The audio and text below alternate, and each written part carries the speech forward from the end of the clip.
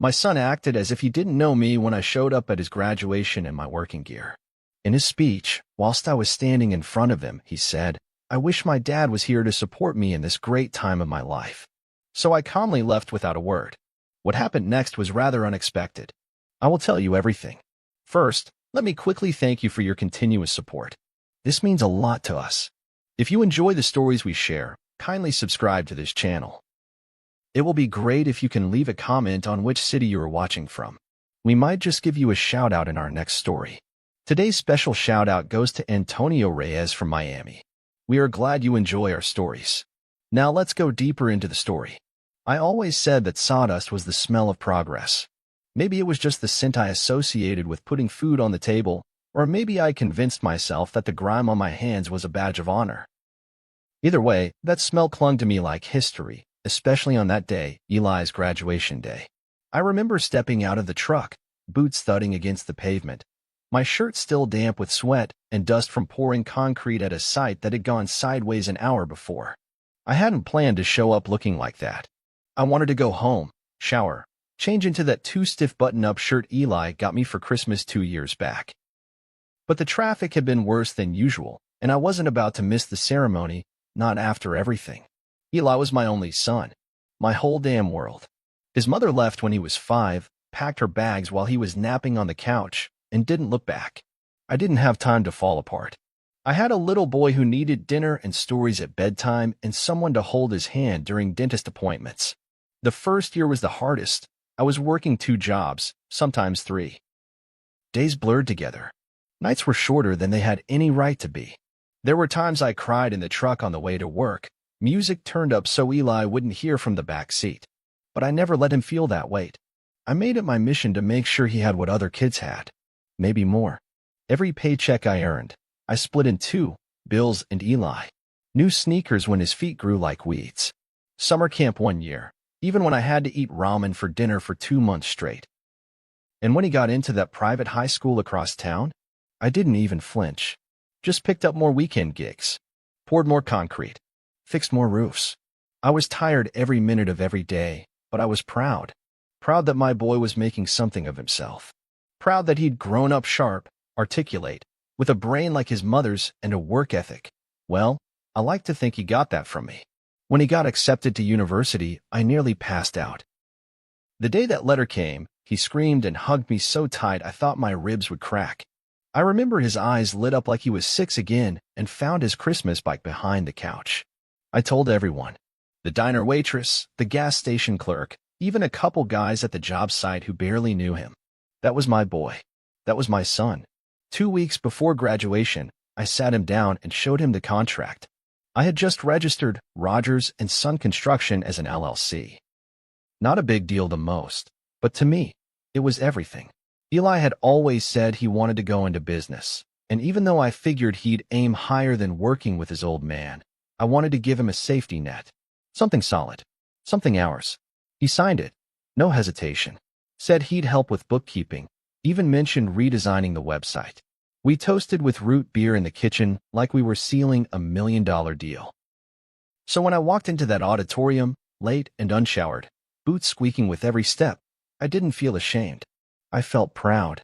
My back ached, my palms were cracked, and I had concrete dust in my ears, but my son was graduating.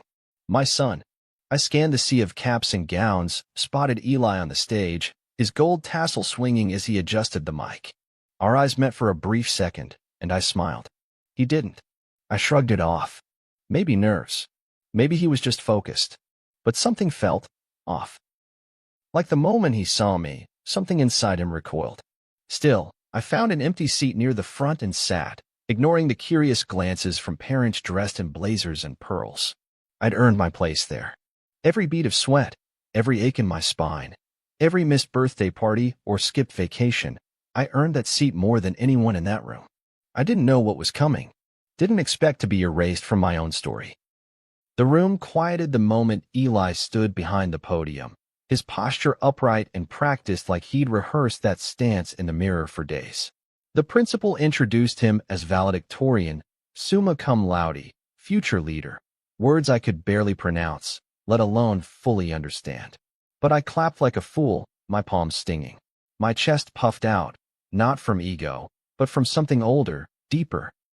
Pride forged through years of being both mother and father, coach and cook, nurse and disciplinarian. I leaned forward in my seat, just to take in his face, the one I used to press against my chest during thunderstorms. That same boy was now up there, a man, about to speak to hundreds of people. And I thought, he'll say something about us, about what we came through together. He'll remember. He started strong, thanking teachers, mentors, friends. His voice rang clear, filled with a confidence that surprised me. I always knew he had it in him, but hearing it echo off the auditorium walls made it real. He talked about discipline, perseverance, long nights studying. And then, as the room hushed for his closing lines, he paused, looked out into the crowd, and said, "I just wish my dad was here to support me in this great time of my life." My ears rang. For a second, I thought I heard wrong, but the words hung there. Sharp, deliberate, impossible to misinterpret. He didn't stutter. He didn't backtrack. He looked right through me, as if I were a stranger wearing someone else's face. People around me shifted uncomfortably. A few glanced in my direction, and that was when it hit me. He wasn't just omitting me. He was erasing me. Publicly. While I was sitting not 10 feet in front of him, still smelling of earth and steel, heart open like a damn fool. I didn't cry. I didn't stand up or shout or make a scene like some wounded animal. I simply rose, slow and deliberate, and walked toward the exit. My boots echoed against the polished floor with every step, the sound somehow louder in my ears than Eli's betrayal. No one stopped me. Not a word was spoken. I think even the air refused to move as I pushed open the auditorium doors and stepped outside. The sun was blinding, hot against my skin, but I didn't care. I got into my truck, sat behind the wheel, and stared at my own reflection in the rearview mirror. My face looked older, more worn than it had that morning. I had lines I hadn't noticed before, and my eyes, my God, they looked hollow, like something had been scooped out of me and thrown away. I didn't drive right away. I just sat there, heart pulsing in my ears, trying to make sense of what had happened. I thought about the nights Eli fell asleep in my lap while I calculated bills. The times I took on extra work so he could go to dance camp or robotics club. The late-night runs to Walgreens when he had a fever. The parent-teacher meetings where I was the only dad in a room full of married couples. I gave everything to that boy, and in the span of a single sentence, he had turned me into a ghost. I kept replaying it in my head. His tone, his face, the coldness in his voice. And the worst part? He didn't flinch. He didn't hesitate, which meant it wasn't a mistake. It wasn't nerves. He'd meant it. Or worse, he wanted to say it. By the time I got home, the house felt foreign. Every photo on the wall, Eli on a bike, Eli in a Halloween costume, Eli at his first school play, looked back at me like accusations. I turned them all face down. I didn't want to see that child anymore. Not when I couldn't reconcile him with the man who just looked through me like I was filth on his shoe. I didn't sleep that night. I sat at the kitchen table with a bottle of whiskey I hadn't touched in 3 years and watched the minutes pass on the microwave clock. My phone buzzed a few times, texts from relatives, probably. I didn't read them. Couldn't. My heart was in too many pieces to piece together anyone else's words. All I knew, by sunrise, was that something in me had changed. Something permanent. Something final. And whatever came next, I wouldn't be caught weeping behind my steering wheel again. By morning, my decision felt less like a reaction and more like a reckoning. There was no fury left, just the cold, methodical stillness of a man who'd finally had enough. The whiskey bottle from the night before still sat on the counter, unopened, and I poured it down the drain without hesitation. I needed a clear head. I sat at the kitchen table, the one where Eli used to build science projects and fold laundry with me on lazy Sundays, and pulled out the spiral-bound notebook I used for my business records. I flipped to the page where I'd taped a copy of the employment contract, 2 weeks old, still pristine, and stared at his signature. The ink was fresh. He'd smiled when he signed it, cracking a joke about finally being a working man.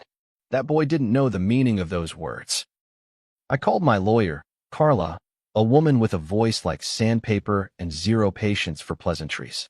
I told her I wanted to terminate the employment agreement with my son, effective immediately. She paused, asked if everything was okay, and I simply said, "It's time I start protecting my business from emotional liabilities." That shut her up. She didn't press, just promised to draw up the documents and email them by noon. I thanked her and hung up, my hands steady the entire time. No tremble, no hesitation, just a man handling his business.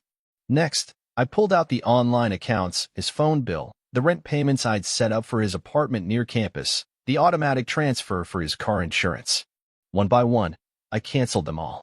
Each click felt like pulling out a splinter I'd ignored for too long.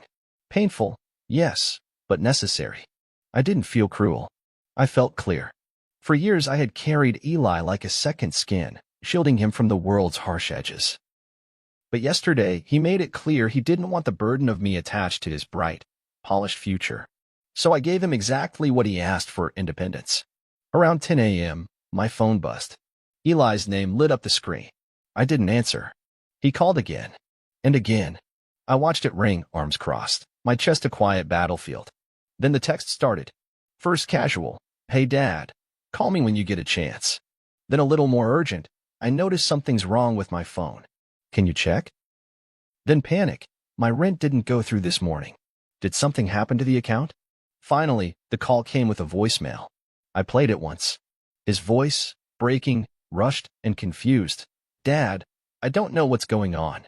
Are you mad at me? Can we talk? Please? I'm sorry if I said something wrong yesterday. I didn't mean it like that. Please just call me." I sat with that voicemail for a long while. It wasn't the apology I deserved. It wasn't even close.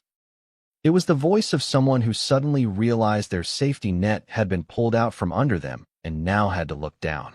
Still, a part of me, some stubborn, aching part, wanted to answer, to fix it. But that part wasn't in charge anymore. So I called him back, but just once. He answered on the first ring. "Dad," his voice cracked, full of hope. "Thank God. I hope you find your real father soon," I said, quiet and firm. Silence. I didn't mean what I said," he whispered. "I was nervous. I didn't think." "No," I interrupted, my voice steady as steel. "You did think. You just thought I didn't matter." "Please," he said, barely audible. "Please don't do this." "You already did," I replied. Then I hung up. I turned my phone off after that. Threw it in the drawer with the leftover graduation decorations I'd picked up the week before, cheap balloons and a blue banner that said "Congrats, grad." I'd planned to hang it over the garage door. Maybe even fire up the grill. Invite some of his old friends from the neighborhood. That drawer stayed shut. The house was too quiet, but I didn't turn on the TV. I sat in my workroom instead, reorganizing screws and nails by size. Swept the floor. Fixed a drawer hinge that had been loose for months. Every movement gave me a sense of control, of reclaiming something that had slipped through my fingers. I wasn't punishing Eli. I wasn't acting out of anger. I was simply choosing peace. And peace, for me, meant boundaries. Later that evening, I reheated some leftover stew, sat on the porch, and watched the sun go down. No noise. No messages. No guilt. Just me and the soft creak of the rocking chair beneath my legs. I'd been so wrapped up in being Dad that I'd forgotten what it felt like to just be Calvin, a man who'd done his job, maybe too well. A man who'd loved too hard, too blindly. But not anymore. It started with his mother, of course it did. I hadn't heard from Rachel in years, not since she sent a birthday card to Eli when he turned 18, complete with a half-hearted "love," Mom scrawled at the bottom like an afterthought. But now, suddenly, she had time. Suddenly, she was concerned. I was in the middle of replacing a faulty compressor on a job site when my phone rang with her name flashing across the screen. I stared at it, half expecting it to be a mistake. But no, Rachel knew exactly what she was doing. Against my better judgment, I answered. "Calvin," she said, her voice syrupy and cold all at once. "What the hell is going on?" I pulled the phone away from my ear and sighed, the heat from the sun beading sweat across my forehead. "Good to hear from you too, Rachel." "Don't be cute," she snapped. "Eli called me in tears. Said you've gone nuclear. Cut off his rent, his phone, the job. What the hell are you doing to him?"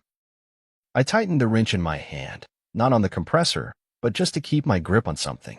"He embarrassed me. In front of hundreds of people. You'd know that if you'd shown up. He's a kid," she barked. They say dumb things. He's 22, I said flatly. Old enough to graduate with honors. Old enough to look me in the face and pretend I'm not his father. There was a pause on her end, like she hadn't expected me to say it so plainly. Then she exhaled sharply. So this is about your ego? No, I said, with a stillness that surprised even me. This is about respect. Something you and him both seem to lack. She scoffed. You're throwing away your relationship with your son over one speech? One sentence, I corrected. One sentence that told me everything I needed to know. She hung up on me after that. No goodbye. No parting insult. Just silence. But that wasn't the end of it. Later that day, my sister Vanessa called, her voice low and cautious like she was tiptoeing through a minefield. Calvin, listen. Eli's young. He's got a lot of pressure on him. Graduation, expectations, finding work. He had work. I reminded her. He signed a contract 2 weeks ago. He had security, purpose, family. I know, she said, sighing. But kids make mistakes.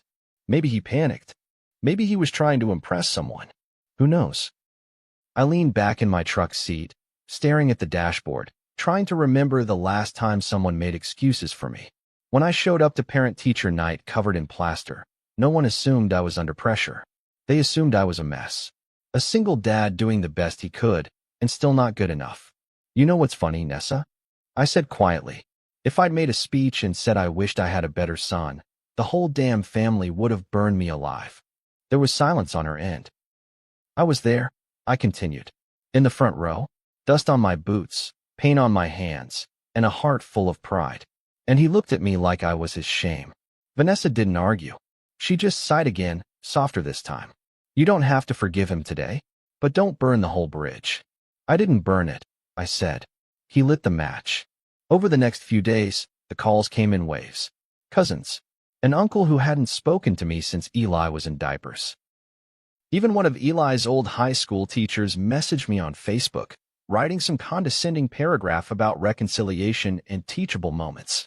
Everyone seemed to have an opinion on what I should do. Everyone except Eli. He didn't call again. Didn't text. Just disappeared. I kept waiting for the guilt to eat at me. I waited for the moment I'd wake up in the middle of the night and regret cutting him off. But that moment never came. What came instead was a sense of calm.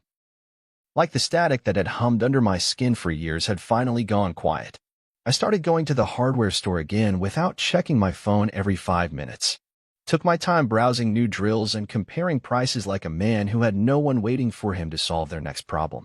I cooked dinner for myself, real meals, not just whatever was fast and filling. I ate at the table, not standing over the sink. I even fixed the old porch light that had been blinking for months. Small things, but they mattered. And somewhere in the middle of all that, I started to remember who I was before I became Eli's everything. I wasn't just a father. I was a builder. A man who carved a life out of nothing, who didn't flinch in the face of storms or setbacks. I loved my son, still did, but love without truth? That was a lie I refused to keep telling. It was a Tuesday afternoon, the kind of summer day where even the wind felt lazy. I'd just come back from patching up drywall for an old client who paid me in cash and black coffee when I saw a familiar car parked at the end of my driveway, Eli's rust-flecked Civic, still bearing the class of 2021. Bumper sticker he refused to peel off. My gut tightened the moment I saw it, but I didn't speed up or slow down. I pulled in beside him, stepped out of the truck, and let the silence speak for a moment. He stood there, hands stuffed into the pockets of his jeans, head down like he was still 12, and bracing for one of my lectures about chores undone or lights left on. Hey, Dad, he said, voice barely above a whisper. I didn't answer. Just grabbed my tool bag from the passenger seat and headed toward the front door. He followed, slow and cautious, like someone inching their way into cold water. I let him in, because I wasn't cruel, but I didn't offer coffee or ask if he'd eaten. The days of padding his world with my kindness were over. He stood in the living room, I scanning the walls where the photos used to be. You took them down, he said. I nodded. Didn't feel like looking at ghosts. He winced, and good. I wanted the words to land. Wanted him to feel the weight of what he'd done. We stood there in that tense stillness for a long while before he finally spoke again. I messed up, he said. I know I did. God, I don't even know what I was thinking. I was nervous. Everyone kept talking about their dads, doctors, lawyers, guys in suits. And I looked at you in your work shirt, and I panicked. You panicked, I repeated flatly. I didn't mean to hurt you, he said quickly. It wasn't about you. It was about me. I felt embarrassed, and that's not your fault, but I said something I can't take back. And I know that. I sat down, arms crossed, eyes locked on him. You looked at me, standing there in boots I paid for with 40 hours of backbreaking work, and you decided I wasn't enough for the image you wanted. That wasn't panic, Eli. That was choice. He flinched, his shoulders curling inward. I know, he whispered. And I'm sorry. I'm so sorry. I've been a coward and selfish and ungrateful. I said that sentence because I wanted to impress people who won't remember my name a week from now. But I'll never forget the look on your face when I said it. I see it every night. I wish I could go back. You can't, I said. You can't unring a bell, son. He sat across from me, hands trembling, eyes red-rimmed. I don't want your money. I don't want the job. I just want you to know I see it now. Everything you gave up for me. Everything you built. And I'm ashamed of myself. I looked at him, really looked. And for the first time, I saw not just my son, but a man trying to claw his way out of his own shadow. It should have softened me. Maybe once it would have. But now? Now I was too tired of bleeding for someone who only ever noticed when the wound touched him. I believe you're sorry, I said, slowly. But that doesn't mean I owe you anything. I know, he nodded. I'm not here to beg. I don't want to be cut out of your life. I want a chance to earn back your trust. Then start earning it, I said. Out there. On your own. He nodded again, slower this time. Can I at least call? Check in. I thought about it. Really thought about it. Not every day. Not about rent or money or car troubles. If you call, it's to talk like two adults. If you start begging again, I hang up. Fair, he said, voice thick. I didn't offer him a hug. Didn't cry. I walked him to the door, hands in my pockets, and watched him climb into his car. He sat there for a moment, shoulders shaking, and I wondered if he'd drive off or come back knocking. But he started the engine and pulled away, taillights disappearing down the street. I stood on the porch long after he was gone. The evening breeze picked up, rustling the wind chimes Rachel once hung when she still lived here. Their sound used to comfort me. Now they just reminded me of what I'd lost. And yet, there was peace in the silence that followed. Not the kind that comes from forgiveness, but the kind that follows release. I had finally let go of the illusion that love was enough to excuse disrespect. Eli had learned the cost of his words, and I learned the value of mine. 3 months passed, maybe 4. I stopped counting after the first few weeks.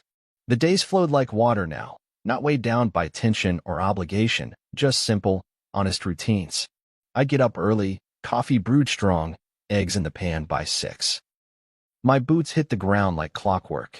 There was something sacred in that predictability, a quiet kind of healing that didn't come from talking things out or hashing old wounds. It came from remembering who I was before everything got tangled up in the title of father. Eli called once a week, never more, always respectful. No more money talk, no whining, just updates. Started a job at a warehouse, he said in one call. It's hard work. Long hours. I told him that was good. I didn't say now you know. I didn't say about time. I just listened. Another time he told me he'd been saving for a better apartment, trying to handle bills on his own. I gave no praise, just a simple, proud of you. That was enough. We weren't what we used to be, but we weren't strangers either. There was space between us now, a space built not out of anger, but out of necessity. Every now and then, I'd catch myself thinking about that day, about the look on his face behind that podium, about the line that changed everything. I wondered if he replayed it in his mind like I did. Not out of spite, but reflection, a lesson etched into memory. Some moments carve you open, others sew you back together. That speech did both. I didn't take the photos out again. They stayed tucked away in a drawer I no longer opened. Not because I held on to bitterness, but because I wanted to move forward without needing the proof that I'd once been everything to him. I knew who I'd been. I didn't need a frame to tell me. Fall crept in with its usual breath of cold wind and golden leaves. I started taking Sunday hikes out in the state park. Nothing fancy, just me, a thermos of coffee, and the quiet rhythm of boots on dirt trails. I met people too. A few old-timers who hiked the same loop, a widow named Joyce who sold handmade soaps at the local farmer's market. We talked sometimes. Nothing deep. Just easy conversation, like water running over stones. I realized I liked that kind of simplicity, connections that didn't demand more than I was ready to give. One Sunday, I ran into Eli on the trail. He hadn't planned it. Neither had I. He looked thinner, more tired, but there was something different in his eyes. Not shame, not guilt. Just clarity. We walked for a bit. No deep conversation. Just talk about the weather, some news from town, how he'd sprained his wrist unloading pallets at work. I gave him a tip about lifting with his legs. He laughed. As we reached the fork in the trail, he paused. I know things aren't fixed, he said, and maybe they never will be the same. But I'm trying, Dad. Every day. I looked at him for a long moment. The wind blew leaves across the path, and the sunlight cut through the trees just enough to soften his face. I nodded. Trying's the only thing that ever mattered. He smiled, and we went our separate ways. That night, I sat on the porch with a cold glass of water and the quiet hum of the crickets in the trees. I thought about all the noise that used to fill my life. The worry, the chasing, the constant pressure to hold everything together. And I realized I didn't miss it. Not even a little. Sometimes love means pulling someone out of the fire. Other times, it means stepping back and letting them burn just enough to learn. I didn't abandon Eli. I just let him face the truth of his choices. And in doing so, I freed myself from the endless loop of giving and giving until there was nothing left of me. People still talk. Family still whispers. Some say I was too harsh. Others say I taught him a lesson. I don't listen to any of it anymore. Because at the end of the day, I stood in front of my son when he pretended I didn't exist, and I walked away with my dignity intact. That's something no one can take from me. And if you ask me now, was it worth it? The silence? The boundary? The firm line in the sand? I'll tell you this. I sleep better now, and I stand taller. If this story moved you, challenged your perspective, or reminded you of the strength it takes to set boundaries with the people we love, make sure to like, subscribe, and share it with someone who needs to hear it. Your support helps us tell more real, powerful stories about family, forgiveness, and finding peace on your own terms. See you soon in the next story.